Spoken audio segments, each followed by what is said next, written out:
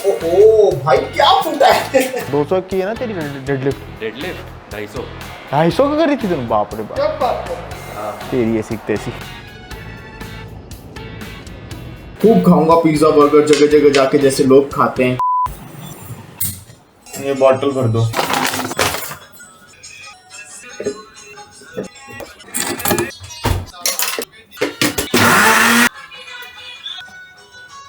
राम राम नमस्ते, क्या हाल चाल है आपके और स्वागत है आपका नए ब्लॉग में। खाना पीना चालू हो गया है, द डे हैज स्टार्टेड। आज मैं थोड़ा सा जल्दी हूँ, इस बात को लेकर मैं काफी खुश हूँ। अभी हम लोग चल रहे हैं एक वॉक पे अपने कार्डियो के लिए और वहां पे कुछ सवालों के जवाब देंगे। उसके अलावा कुछ सवाल ऐसे हैं जिसको जिम में ही आंसर किया जा सकता है। टाइटल से आप समझ गए होंगे।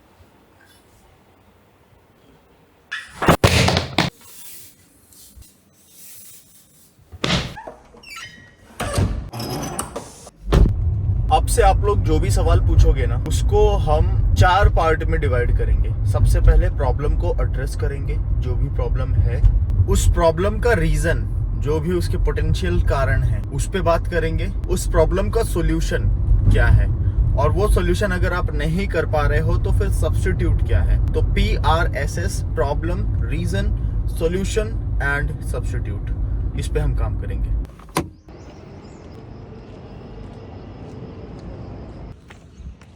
एक भाई की समस्या है कि वो 67 kg का है, उसकी बॉडी में थोड़ा सा फैट है। अब वो कंफ्यूज्ड है कि बल्क करे कि कट करे। अब इसका रीजन स्किनी फैट हो सकता है। आपकी बॉडी में थोड़ा सा फैट बढ़ा हुआ है, अब आप डर रहे हो कि अगर मैं बल्क करूंगा तो ये फैट और बढ़ेगा। नो डाउट मसल मास और स्ट्रेंथ तो बढ़ेगी क्योंकि आप स्ट्रेंथ ट्रेनिंग भी करोगे, लेकिन वो फैट और बढ़ गया तो क्या? ये काफी ज्यादा डीमोटिवेशनल है अपने आप में। प्रॉब्लम एड्रेस हो गई, रीजन एड्रेस हो गया, सोल्यूशन जो मेरी तरफ से बेस्ट पॉसिबल आंसर है और जो मुझे लगता है सबसे सही सॉल्यूशन है, वो है कि आप 45 दिन के लिए एक डेफिसिट फॉलो करो। अब ये जो 45 दिन है, ये कोई बहुत लंबा पीरियड नहीं होता है। आपको इन 45 दिनों में 150 कैलोरी का बहुत छोटा और बहुत कम पीरियड के लिए डेफिसिट फॉलो करना है। एंड ये मेक श्योर करो कि ये जो डेफिसिट आप फॉलो कर रहे हो, इसको स्ट्रिक्टली फॉलो करो। इसमें कोई भी कमी नहीं छूटनी चाहिए, आपकी तरफ से कोई गलती नहीं होनी चाहिए। आप देखोगे आपकी बॉडी में जो फैट है वो कम होता हुआ नजर आएगा और उसके तुरंत बाद आप रिकम्पोजिशन चालू कर दो। और ये रिकम्पोजिशन ये मेक श्योर करेगा कि आप सिर्फ और सिर्फ मसल मास और स्ट्रेंथ बिल्ड करोगे, फैट बहुत ही लोअर रेट से गेन करोगे। रिकम्पोजिशन जो मैं कर रहा हूँ अभी, जिसको लीन गेन भी कहते हैं। और अगर आपको यही नहीं पता है कि रिकम्पोजिशन क्या होता है, तो फ्रॉम डे 1 मेरी जर्नी देखना चालू करो। आपको न्यूट्रिशन की वैल्यू पता चलेगी, एक्सरसाइज सिलेक्शन पता चलेगा, फूड सिलेक्शन पता चलेगा क्या होता है।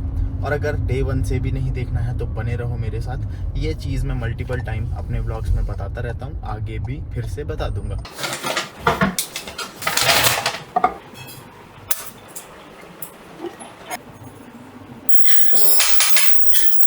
आज जिस एक्सरसाइज का मैं ब्रेक डाउन करूंगा जिम में, वो है best exercise for back and worst exercise for back. Worst exercise वो वर्स्ट इसलिए है क्योंकि वो आपके जॉइंट को खराब कर सकती है। ऑब्वियसली आपका जॉइंट टूटने से अच्छा है उस एक्सरसाइज को स्किप कर दो। और बेस्ट एक्सरसाइज वो इसलिए है जो मैं बताने जाऊंगा क्योंकि उस एक्सरसाइज को करने से आपकी बैक की डेवलपमेंट बढ़ जाएगी। रिजल्ट्स आपको जल्दी दिखने लगेंगे क्योंकि वहां पे आप अपने बैक में मैकेनिकल टेंशन इंक्रीज कर लोगे।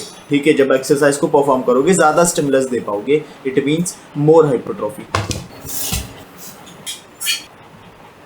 तो जब बात आती है बैक डेवलपमेंट की, आपको मैं बता दूं, बैक मेरा शरीर के कमजोर पार्ट्स में से एक है। बैक को मुझे खास ध्यान देकर ट्रेन करना पड़ता है, एक्स्ट्रा फोकस के साथ, जैसे लेग्स को। तो बैक डेवलपमेंट की जब बात आती है तो सबसे पहले मैं बात करता हूँ आपके लैट्स की और आपके रियर डेल्ट्स की। आपका रियर डेल्ट अगर वेल डेवलप्ड है, जो कि मेरा नहीं है, I am working on it with you guys, तो आपके बैक की विड्थ और ज्यादा दिखती है। वो इल्यूजन क्रिएट करता है, यहाँ से निकला हुआ ऐसा रियर डेल्ट आपने देखा होगा। जैसे जो एस्थेटिक्स का बैक था, उसके लैट्स, अब दूसरे लैट्स पे आ रहा हूँ, लैट्स भी वेल डेवलप्ड थे। एट द सेम टाइम उसके जो रियर डेल्ट थे वो बहुत ज्यादा मस्कुलर थे।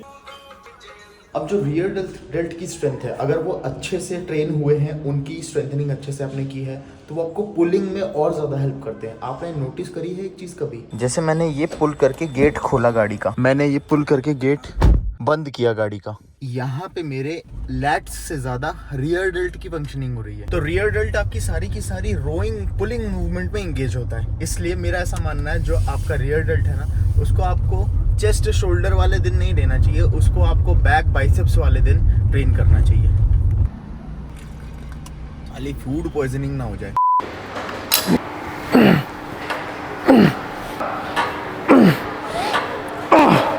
ये मेरा मेन सेट है और इसके तुरंत बाद ड्रॉप लूंगा। बाकी के सारे set are done.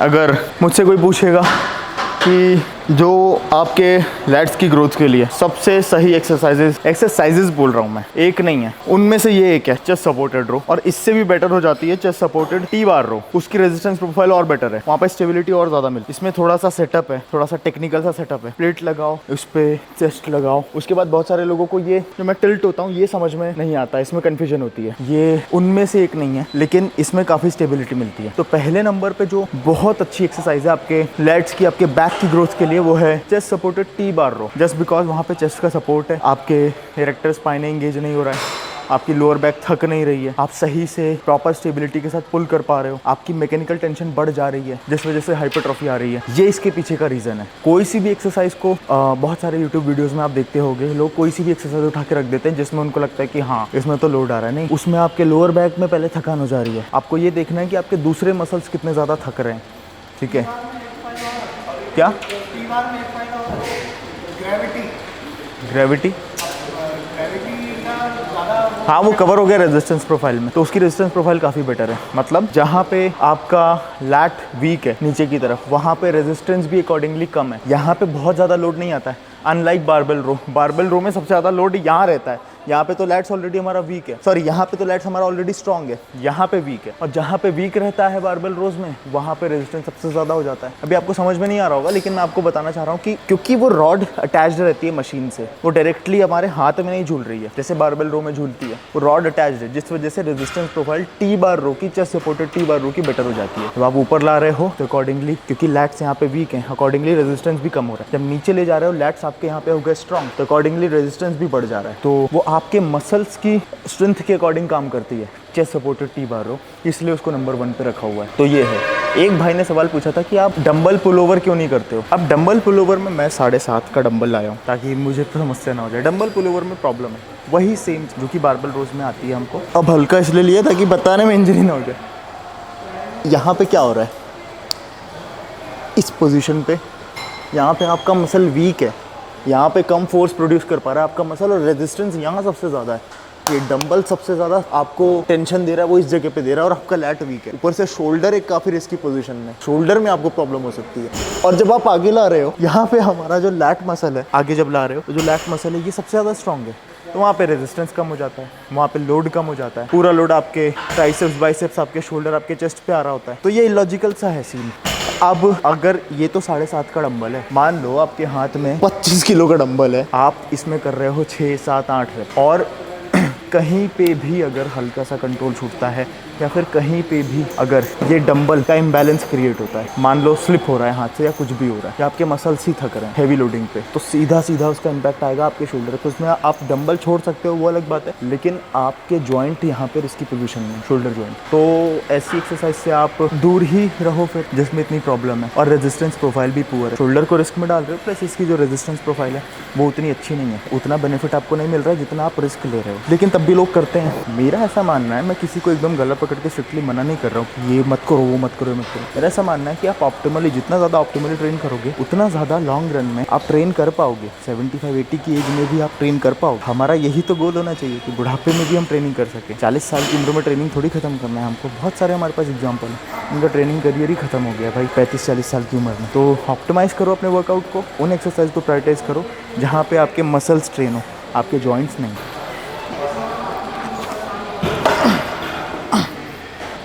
Stay hydrated.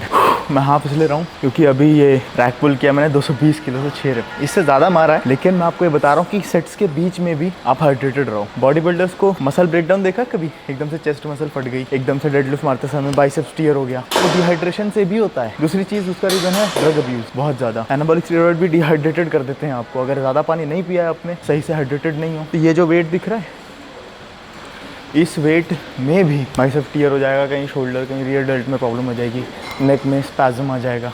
अब आपको मैं सीधे मेन सेट दिखाऊंगा इसका, जो सबसे हैवी रहेगा। इस वाले कैमरे में पता क्या दिक्कत है, 500 से नीचे नहीं जाता है, ये तो 1.8 करना पड़ता है। अब अक्षय मारेगा वही सेम वेट से 220 से। 6 रेप आनी चाहिए भाई। नाइस।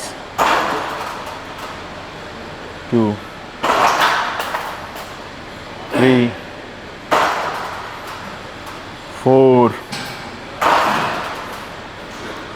5 लास्ट। नाइस।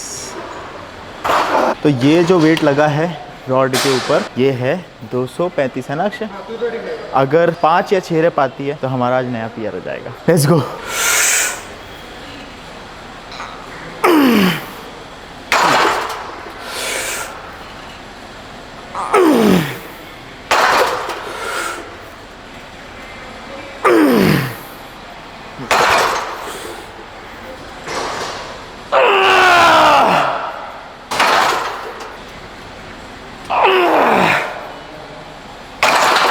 लास्ट।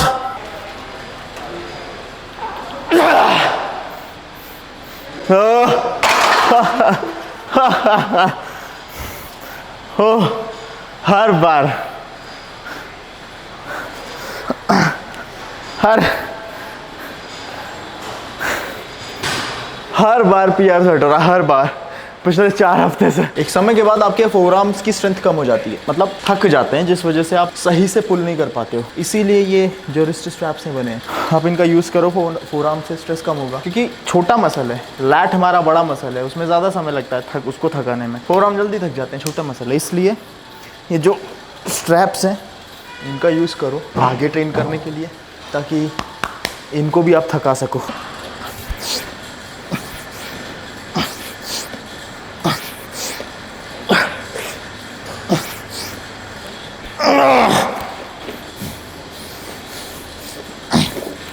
हो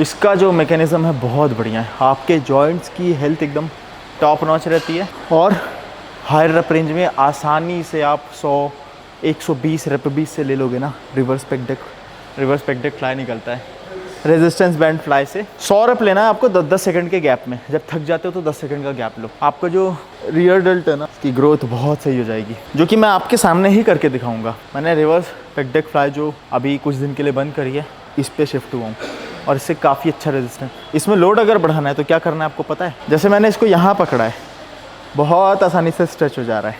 अब मुझे यहाँ पे लोड बढ़ाना है तो इसको मैं हल्का सा पास पकड़ लूँगा, ये बढ़ गया लोड। इस तरीके से आप जब ईज़िली दूर पकड़ के 100 रेप मार ले रहे हो, और अब आपको इंक्रीमेंट करना है, तो अपने पास हाथों को पास कर लो एंड स्ट्रेच इट आउट। और भी ज़्यादा स्टिमुलस आपके रियर डेल्ट को मिलेगा। ये बेस्ट एक्सरसाइज है फॉर रियर डेल्ट्स।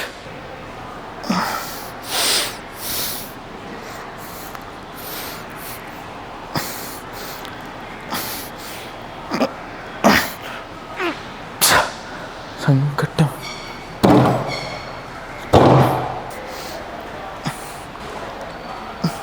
खाते हो भले ही वाइट राइस को ना खा रहे हो, फूड पॉइजनिंग के चांसेस पूरे हैं। तो अच्छी जगह खाओ, खासकर शादियों में बहुत ज़्यादा भाई हाइजीन का ध्यान ही नहीं रखा जाता, कैसे भी बनता है।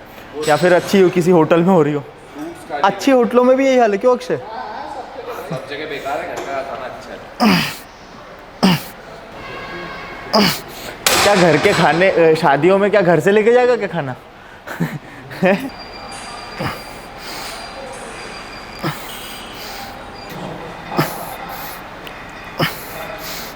वर्कआउट खत्म, हाइलाइट्स ऑब्वियसली रैक पुल। आज 235 किलो का रैक पुल था, जिस वजह से ट्रेपेजियस ऐसा लग रहा है ही नहीं, गायब हो चुके हैं। 235 किलो मनन, समझा? तेरा कितना इंप्रूवमेंट लानी है भाई इधर? 220 है ना मेरे 220 से हाँ, इंप्रूवमेंट लानी है।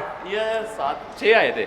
और जितने ज़्यादा हैवी आप रैक पुल में जा सकते हो जाओ, वो भी सेफली, क्योंकि रेंज ऑफ मोशन ही इतनी है, इसमें इंजरी के चांसेस कम है। अगर आप सही तरीके से अपने फुट का यूज़ करोगे, फुटवर्क आपका सही है, तो आप इजीली पुल कर सकते हो हेवियर साइड। और जितना ज़्यादा हेवियर साइड आप पुल करोगे, आपके ट्रेपेजियस उतने ज़्यादा इंगेज होंगे और उतने ज़्यादा उनके ग्रोथ में आपको दिखेगा कि हाँ भाई ट्रेपेजियस मेरे पहले से बेटर हो रहे हैं, उतनी ज़्यादा उनकी ग्रोथ होगी। इसीलिए जो बॉडी बिल्डर्स हैं उनके ट्रेपेजियस पावर लिफ्टर के कंपैरिजन में छोटे होते हैं। वो वेल डिफाइंड रिब्ड शेडेड तो दिखते हैं, लेकिन जो पावर लिफ्टर के ट्रेपेजियस होते हैं ना, इसके ट्रेपेजियस मसल बहुत ऐसे पूरे ऐसे हाथ में आ जाता है, ऐसा लगता है आधा किलो का मांस अलग ही लगा रखा है। तो हाँ, ये हैवी डेडलिफ्ट करता था। 200 की है ना तेरी डेडलिफ्ट?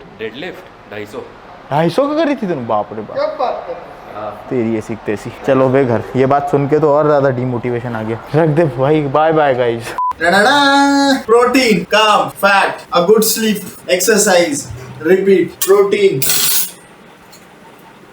इसी में फैट भी है। ओ भाई क्या फूटा है? Carbs लाएंगी mummy. मम्मा चावल ले आओ, गरम गरम तैयार स्क्रैम्बल्ड एग्स। अभी एक भाई कहता कि यार उबले हुए अंडे खाया करो। उबले हुए अंडे क्यों नहीं खाते हो भाई? अंडे हैं, उसको चाहे कैसे भी खाओ, आपको सेम न्यूट्रिएंट्स आपकी बॉडी में जा रहे हैं। जिस तरीके से आपको अच्छा लगता है उस तरीके से खाओ। और आपकी बात का जवाब ये है कि उबले हुए अंडे में चावल में कैसे मिलाऊंगा? तो स्क्रैम्बल करके वो आराम से मिल भी जाते हैं, क्रीमी टेस्ट आता है, स्वादिष्ट भी लगता है, पच भी जाता है सही से।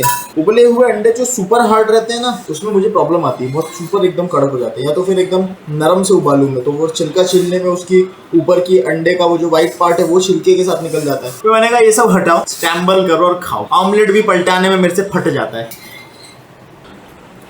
फ्रूट्स मेरे क्रेविंग्स को किल कर देते हैं, मीठे होते हैं। इसको नेचुरल कैंडी कह दो आप, बहुत टेस्टी लगते हैं, खासकर आम और पपीता। घी भी डाल लेते हैं थोड़ा सा। एक भाई ने बोला आपको देख के मैंने भी घी खाना चालू कर दिया, बहुत अच्छी बात है। मेक श्योर वो A2 घी हो, ठीक है। मैंने घी थोड़ा सा कम कर दिया, क्योंकि सिर्फ इतना लेता हूँ क्योंकि मैं बहुत ज्यादा खाने लग गया था। तो A2 घी क्या होता है कि मैंने एक वीडियो बनाया हुआ है इसके ऊपर, कोई मेरा सब्सक्राइबर भाई है जो बता पाएगा कौन से ब्लॉग में मैंने A2 घी के बारे में बात करी है, वो एक कमेंट कर दो, मैं पिन कर दूंगा। तो मैंने बात करी है इसके बारे में, डिटेल डिस्कशन किया है। हम वापस से वहीं आ गए हैं, सेम मील एवरीडे, और मुझे इस जर्नी से हो गया है प्यार। मुझे काफी स्वादिष्ट लगता है खाना, एक जैसा खाना, क्योंकि मेरा गट उससे बहुत ही तंदुरुस्त एकदम चकपक रहता है, जिस वजह से मुझे रिजल्ट्स भी दिख रहे हैं। वो आपको मेरे ब्लॉग्स में दिख रहा होगा। एक समय ऐसा था जब मुझे ऐसा लगता था यार पैसे आ जाएंगे ना जब खूब पिज्जा बर्गर खाऊंगा, क्योंकि उस समय 2013-12 की बात कर रहा हूँ। उस समय पिज्जा बर्गर अफोर्ड करना मेरे लिए बहुत मुश्किल हो जाता था। खूब खाऊंगा पिज्जा बर्गर जगह जगह जाके, जैसे लोग खाते हैं, और कोई भी ऐसी चीज नहीं छूटेगी मेरे से जो टेस्टी ना हो। अब मेरे हिसाब से पिज्जा बर्गर टेस्टी फूड और बहुत अच्छी, बहुत लेविश लाइफस्टाइल के अंतर्गत आता था। सोचो मैं कितना गलत था, जबकि लेविश लाइफस्टाइल ये है अपनी बॉडी का ध्यान रखना और अपनी